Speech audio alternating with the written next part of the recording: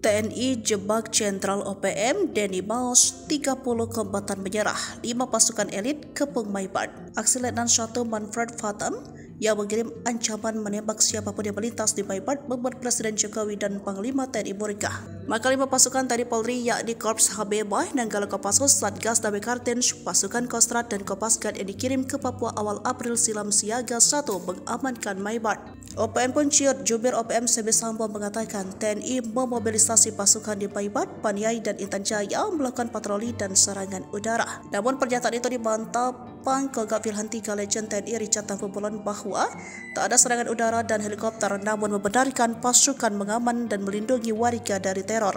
Teror ini diungkap pejabat Bupati Maibad, Berhard Rondonowo 21 April 2024 bahwa teror kejahatan OPM membuat 6.000 warga Maibad mengungsi. Kini tersisa 224 yang masih takut pulang kampung. Aktor di balik teror ini tak lain Panglima Denny Maus dan Wakil Panglima Kodam 4 Sorong Raya Brigjen Zakarias Fatam, sosok yang paling dicari TNI. Bahkan dikabarkan Denny Maus pernah terjebak dan lolos dari kepungan. Selain Denny Maus dan Komandan Operasi Kodam 4 Sorong Raya Major Arnoldus Jensen Koco dan Letu Manfred Fatam, pasukan ini memiliki 50 orang bersenjata. Kekejaman OPM Denny Maus diantaranya menembak mati 5 anggota TNI tahun 2022 hingga 2023.